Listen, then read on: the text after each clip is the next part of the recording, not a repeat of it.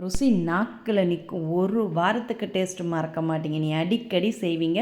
அதுக்கு 2 பெரிய சைஸ் வெங்காயத்தை இது மாதிரி நீட்டு வாக்கில் மெலிசாக கட் பண்ணி எடுத்துக்கோங்க. கட் பண்ணி எடுத்த வெங்காயத்தை எல்லாத்தையுமே தனித்தனியாக உதிரியாக பிரித்து எடுத்து வச்சுக்கோங்க.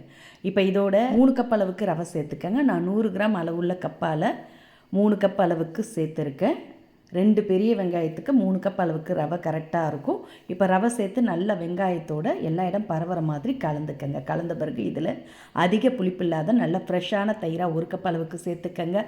அதே கப்பில் 2 கப் அளவுக்கு தண்ணீர் சேர்த்துக்கங்க. எந்த கப்பில் ரவை எடுக்கிறீங்களோ அதே கப்பில் தயிரும் தண்ணீர் சேர்த்து நல்லா கலந்து மூடி வச்சுடுங்க. ஒரு 10 நிமிஷம் ஊறட்டும். இப்போ இதுக்கு வேண்டிய சட்னி ரெடி பண்ணிக்கலாம். அதுக்கு சின்ன மிக்சர் ஜாரில் 1/2 கப் அளவுக்கு தேங்காய், கூடவே 1 டேபிள் ஸ்பூன் வறுத்த வேர்க்கடலை, 1 டேபிள் ஸ்பூன் பொட்டுக்கடலை, இஞ்சி, பூண்டு, பச்சை மிளகா, ஒரு கைப்பிடி அளவுக்கு ஃப்ரெஷ்ஷான கொத்தமல்லி தழை சேர்த்து நல்லா மையை அரைச்சி எடுத்துகிட்டு வந்து மிக்சிங் பவுலில் மாற்றி தாளிப்பை ரெடி பண்ணி ஊற்றினா சட்னி ரெடி. சுவையாக அருமையாக இருக்கும்.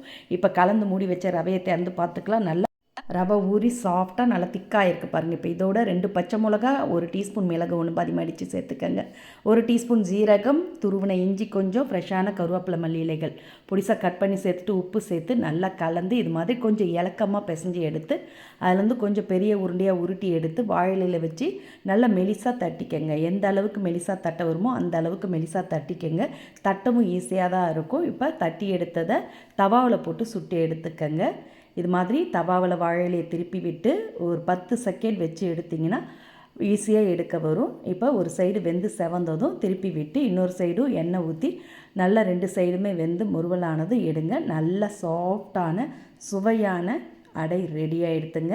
இட்லி தோசைக்கு மாவில்லையா சட்டுன்னு நிமிஷத்தில் செய்யக்கூடிய ஈஸியான ரெசிப்பியை காலை மாலை பிரேக்ஃபாஸ்ட்டாகவும் டின்னராகவும் செஞ்சு அசத்துங்க.